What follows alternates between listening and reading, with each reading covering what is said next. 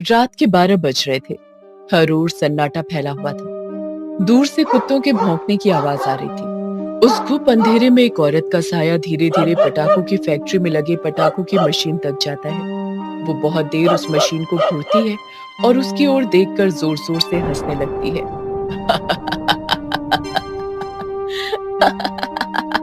कोई नहीं बचेगा, सारे मारे जाएंगे, सारे के सारे मारे जाएंगे, सबको मार दूंगी मैं, सबको।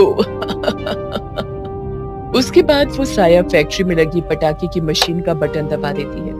मशीन से जोर जोर से आवाजें आने लगती हैं। उन आवाजों को सुनकर शैतान सिंह मशीन के पास जाता है।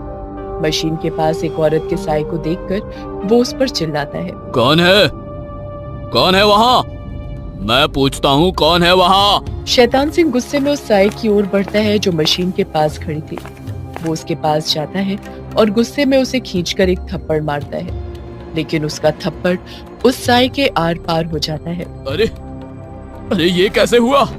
मेरा थप्पड़ आर पार कैसे हो गया? तभी वो साया शैतान सिंह की ओर मुड़ता है। शैतान सिंह की नजर जब उसके चेहरे पर जाती है तो उसकी चीख निकल जाती है। वो एक औरत थी और उसका चेहरा बहुत ही भयानक था। उसका चेहरा पूरा खून से सना हुआ था। उसकी आंखें खून की तरह लाल थी। उसने शैतान सिंह की ओर देखा और उसे गले से पकड़कर उठा लिया। अरे छोड़ दो मुझे, छोड़ दो। अरे कोई बचा लो मुझे। तुझे कोई नहीं बचाएगा शैतान सिंह, कोई नहीं। आज मौत के पंजे तेरी धड़कन की रफ्तार रोक लेंगे और तू जिंदा से मुर्दा हो जाएगा, मुर्दा, मेरी तरह मुर्दा।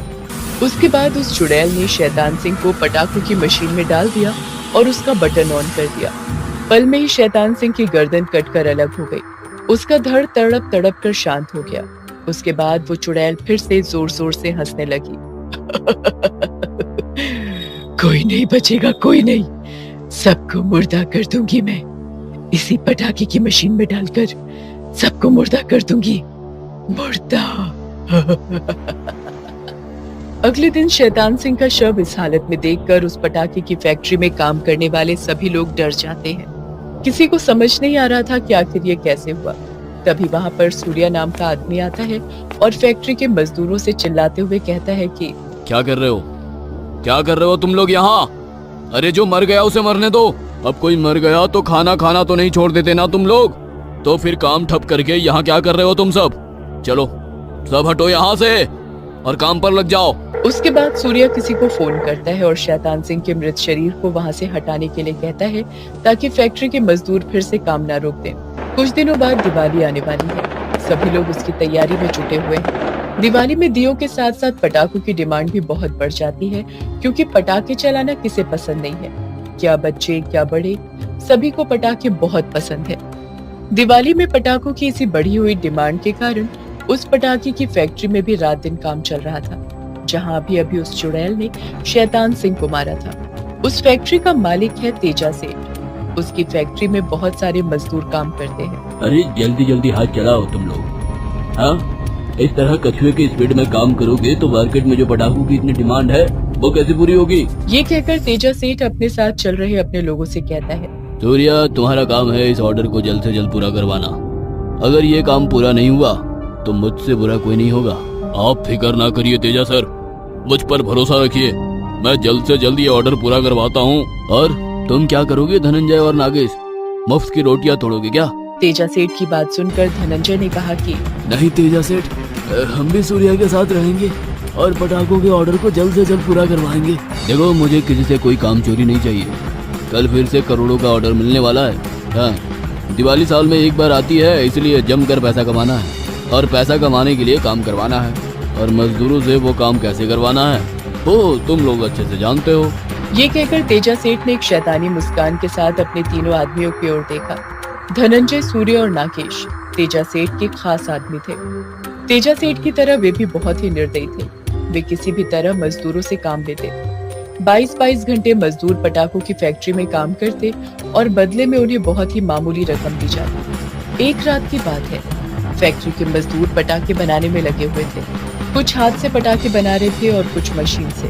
2 दिन हो गए शिवा भाई काम करते हुए। ये लोग घर जाने के लिए छुट्टी ही नहीं दे रहे हैं। यार अब तो शरीर भी जवाब दे रहा है, ऐसे में हम कैसे काम करेंगे? वे दोनों बातें कर ही रहे थे कि एक तेज आवाज के साथ पटाखों की मशीन बंद हो गई। पटाखों की मशीन का बंद हो जाना यानी पटाखों का प्रोडक्शन बंद हो जाना। रमन और शिवा ने जैसे ये बात सूर्या, नागेश और धनंजय को बताई तो वो तीनों उन पर ही चढ़ गए। अरे कैसे खराब हो गई मशीन? हाँ, क्या कर दिया तुम लोगों ने मशीन में? नागेश, कहीं इन मजदूरों ने काम के डर से जानबूझकर तो मशीन नहीं खराब कर दिया? क्यों रे रमन? ए शिवा, सच सच बता, तुमने तो ये मशीन खराब नहीं की है? नहीं सूर्या भाई, हमने ये मशीन नहीं खराब की, हम तो अपना काम पूरी ईमानदारी से कर रहे थे। लेकिन उन तीनों ने रमन और शिवा की बात पर बिल्कुल भरोसा नहीं किया और वे उन्हें बेल्ट से मारने लगे। मत मारो सूर्या भाई, हम सच बोल रहे हैं, भगवान के लिए हमें छोड़ दो सूर्या भाई। लेकिन उन तीनों ने उनकी एक ना सुनी और वे उन्हें मारते रहे। तभी वो पटाखों की मशीन अचानक से चलने लगी, जिसे चलता देखकर उन तीनों को और भी ज्यादा गुस्सा आ गया। देखा, मुझे तो पक्का यकीन था इन दोनों ने ही काम के डर से मशीन के साथ छेड़छाड़ की होगी।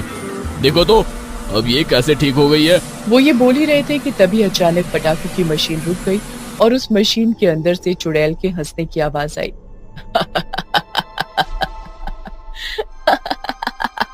कोई नहीं बचेगा, सारे मारे जाएंगे, सारे के सारे मारे जाएंगे, सबको मार दूंगी मैं, सबको। कौन कौन है? कौन है तू? उसके बाद वो चुड़ैल हंसती हुई उस पटाखे की मशीन से बाहर निकल आती है और उन तीनों के सामने आकर खड़ी हो जाती है। उसे देखकर तीनों के चेहरे पर हवाइयां उड़ने लगती हैं। विमला, अरे ये तो विमला है। विमला, अरे अरे ये कहाँ से आ गई? इसे तो हमने, जिसे तुम तीनों और तुम्हारे उस सेठ तेजा और शैतान सिंह ने 15 दिन पहले इसी पटाखे की मशीन में डालकर मार दिया था। विमला उसी पटाखे की फैक्ट्री में काम करती थी। सभी मजदूरों की तरह उस पर भी 22-22 घंटे काम करने का दबाव था। वो बेचारी काम कर भी रही थी, लेकिन उस बीच उसकी छोटी सी बच्ची की तबीयत खराब हो गई, इसलिए उसकी देखभाल के लिए उसने तेजा सेठ से छुट्टी मांगी। पागल है क्या तू? हाँ, यहाँ इतना काम पड़ा है और तुम्हें छुट्टी चाहिए? साहब, मेरी बेटी की तबीयत बहुत खराब है, मुझे उसकी देखभाल के लिए छुट्टी चाहिए। जैसे ही वो ठीक होगी मैं काम पर लौट आऊंगी। तू बहरी है क्या? हाँ, सुनाई नहीं पड़ता तुझे? तुझे छुट्टी नहीं मिलेगी, नहीं मिलेगी, नहीं मिलेगी। ठीक है, फिर मैं ये काम छोड़ती हूँ, मुझे नहीं करना आपके यहाँ काम। विमला, तुझे लगता है मेरे बारे में पता नहीं है? हाँ, तेजा की फैक्ट्री में लोग आते भी मेरी मर्जी से है और जाते भी मेरी मर्जी से ही है। हाँ, लेकिन विमला जिद पर अड़ी रही और वो फैक्ट्री से भागने की कोशिश करने लगी। तब तेजा सेठ ने अपने आदमियों शैतान सिंह, धनंजय, सूर्या और नागेश के साथ मिलकर विमला को पटाखों की मशीन में डालकर मार दिया। मरते ही वो चुड़ैल बन गई। तुम लोगों ने बहुत अत्याचार किए लोगों पर, अब तुम्हें उनकी कीमत चुकानी होगी। उसके बाद उस चुड़ैल ने उन तीनों को भी पटाखों की मशीन में डालकर मार दिया। उसके बाद वो गायब हो गई। विमला की आत्मा ने उन अत्याचारियों को तो मारा ही, साथ ही दिवाली जैसे पवित्र त्योहार में हजारों मजदूरों की जिंदगी से शोषण का अंधेरा हटाया और खुशियों का उजाला उनके जीवन में लाई।